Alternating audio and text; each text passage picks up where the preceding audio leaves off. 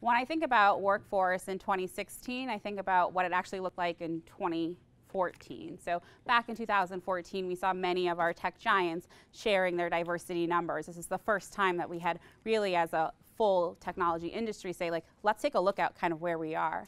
And what we saw was that from Google, LinkedIn, Microsoft, and Twitter, that we were just 1% Black, 2% Hispanic, 30% women.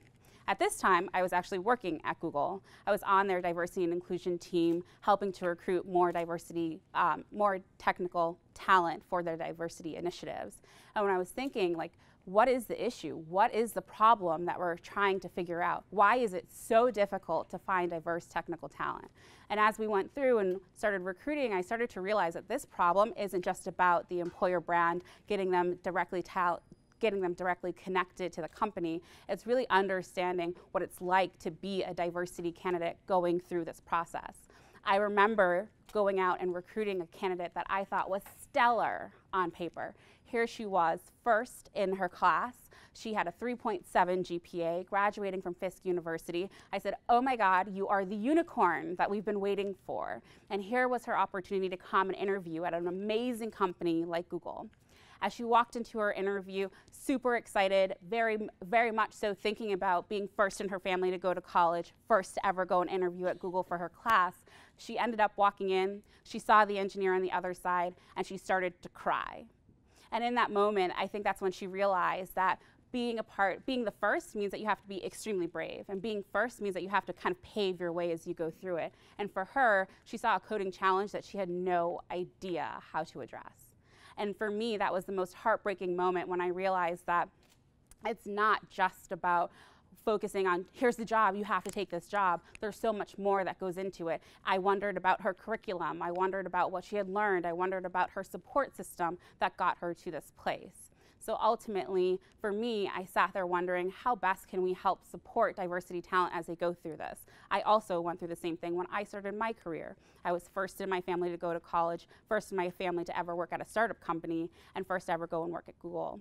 And ultimately, what I realized is that sitting here at Google, as much as I had all of the resources in the world, how we differed was about the process in which we recruited diverse talent. So I ultimately decided to leave Google and start a company called the Tech Connection, where we help diversity talent think very strategically about where they are currently and where they're trying to go. We provide the interview coaching as well as the job opportunities that help them to create that pathway.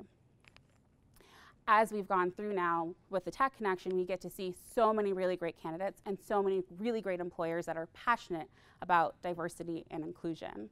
And when we think about it, and as I started to really dive into what does this look like for the Boston community as a whole, I wanted to understand what were the diversity metrics of our community and how are we going to make sure that we have the workforce that we so desperately need.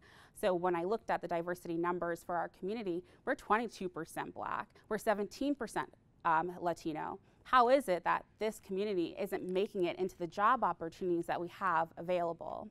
And for me, I realized that, one, we're struggling in our schools. Our schools are not teaching the curriculum that we so desperately need to keep up with the technology companies that are coming up with new technologies every day. So I ultimately realized that we actually need to do a better job of working together, building partnerships between employers, coding boot camps, and two-year colleges in order to create the talent pool that we need and to have our employers helping us to understand what are the technology trends coming down the pike.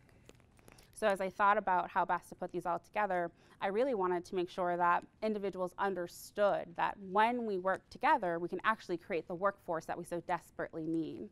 So I reached out to my colleagues once I started the Tech Connection, really wanting to say, hey, what are some ways that we can all work together to really help solve some of the hiring challenges that we're having. So I reached out to my old mentor and where I used to work at Sample 6, and I told Mike, hey Mike, I think I have this really great idea for us to start a business where we really focus on making sure that we have a diverse talent pool and connecting them to really great job opportunities that make sense for where they currently are in their career.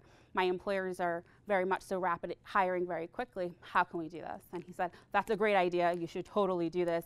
Let's make this happen. I would love for you to connect with Jeff Busking. Jeff was a founder and a board member, Jeff was on the board of Sample 6 and an investor. And I said, Jeff, we should definitely think very strategically about how do we create a more diverse workforce. And Jeff and I have had really great conversations about diversity and inclusion and wanting to figure out How do we build partnerships between 2-year colleges, 4-year colleges, and coding boot camps to create the workforce that we so desperately need?